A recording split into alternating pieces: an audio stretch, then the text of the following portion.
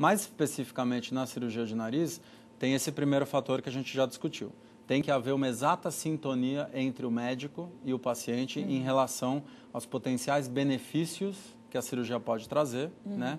E o que não dá para ser feito, ou seja, tentar controlar eventuais expectativas não realistas por parte do paciente, né?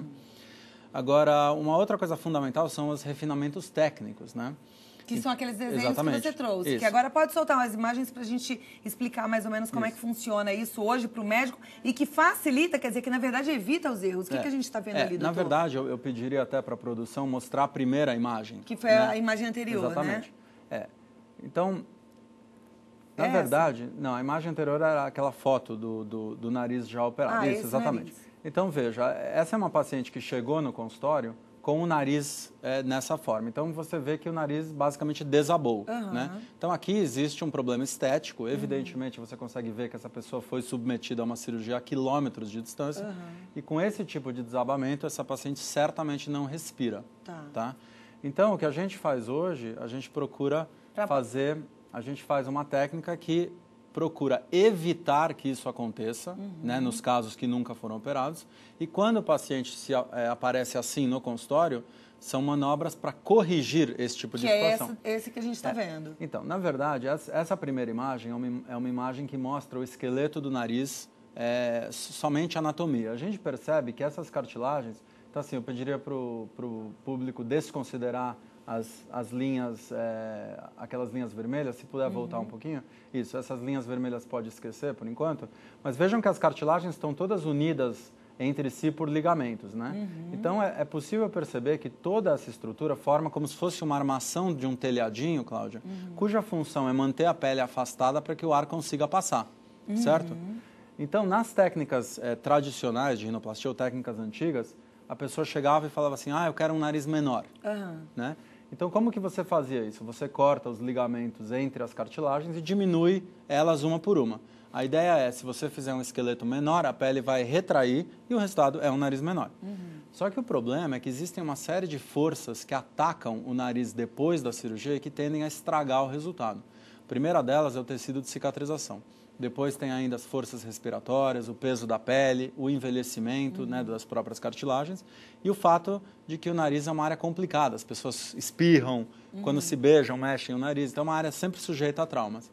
Então, se você corta os ligamentos e diminui o tamanho das unidades estruturais, você enfraquece esse esqueleto de sustentação, ele fica mais vulnerável à ação de todas aquelas forças e aí o que acontece? Uma maior chance de desabar o nariz. Então a gente tem que fazer ali uma sustentação maior. Exatamente. Então, essa técnica nova, a técnica estruturada, né, que, enfim, eu tive o privilégio de aprender nos Estados Unidos com os dois melhores cirurgiões do mundo, né, é uma técnica em que você, na verdade, você corta o ligamento e também esculpe as cartilagens. Só que existe uma segunda fase que se chama estruturação, que é o que a gente trouxe nas imagens. Né? Que agora vamos soltar as outras imagens para o pessoal ver como é que é essa estruturação. Então, a primeira coisa da estruturação é o fato de fazer a abordagem aberta, né? Em que você faz a maioria das incisões por dentro do nariz, uma pequenininha aqui na columela, que não dá para ver a cicatriz depois, você desencapa o nariz como se ele fosse o capô de um carro. Então, você vê todas as cartilagens exatamente como elas estão. Aí, se a gente seguir adiante... O que a gente faz? Então, aqui está o septo do paciente. Então, quando a gente corrige os desvios, a gente tira esses pedacinhos de cartilagem e produz exatamente isso que está mostrado. A gente produz uma estrutura, a gente produz com várias vigas de sustentação feitas de cartilagem do próprio paciente, a gente produz uma estrutura para reforçar aquilo que a gente esculpiu. Então, assim, de uma forma mais didática, todas as cartilagens que a gente esculpiu, a gente vai colocar vigas de sustentação por baixo delas no final da cirurgia para sustentá-la, né? E além disso, a gente consegue ver nas próximas imagens, veja, sempre existem essas tirinhas, né, de cartilagem que são usadas como vigas de sustentação. Então, essa cartilagem vai estar menor, ok, mas ela vai estar reforçada por uma viga de cartilagem. Entendi. Então, esse é o primeiro diferencial da técnica. O segundo diferencial é que a gente, no final da cirurgia, amarra essas cartilagens que foram fortalecidas umas às outras com pontos de fixação. Então, qual é a vantagem? No final da cirurgia, você tem um nariz esculpido, porém fortalecido por essas duas manobras. Fortalecimento com as vigas e os pontos de fixação.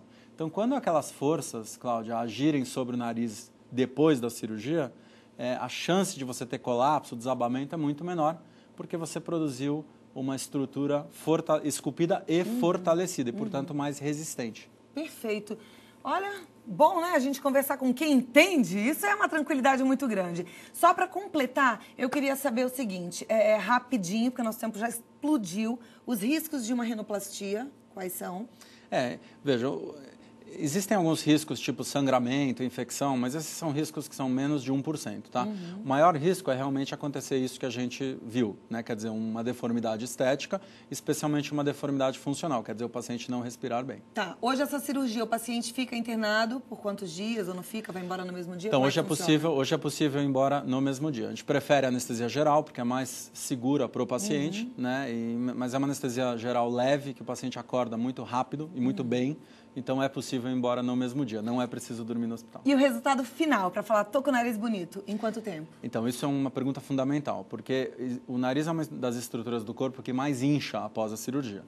Então, em mulheres ou em pacientes com pele fina, em geral, o resultado é por volta de 1 ano, né? Agora, homens que têm uma pele mais grossa, é mais para 3 anos, tá? Então, quem faz rinoplastia tem que entender que existe um período onde você vai estar com o nariz inchado, vai estar um pouco maior e menos definido, né? Por alguns meses, né? Após 4 meses, 75% está desinchado. E o resultado final, dependendo da pessoa, acontece de 1 a 3 anos após a cirurgia. Ótimo. Agora, a dúvida que todo mundo tem em casa, quanto custa hoje uma rinoplastia, em média? Eu sei que cada caso é um caso, cada médico tem um preço. Então, assim, por uma questão de ética, né, e orientação do CRM, você não pode falar de valores na imprensa, mas é uma pergunta fundamental pelo seguinte: hoje no Brasil, cirurgia plástica, é possível você fazer uma plástica com várias formas, enfim. Você pode, de um lado do espectro, estão os bons profissionais, que são altamente especializados e trabalham em hospitais de altíssimo nível. Do outro lado, existem profissionais que não são bem qualificados, trabalham em clínicas, às vezes de fundo de quintal, que não tem nenhuma segurança. Então, os preços variam de um mínimo para um máximo, né?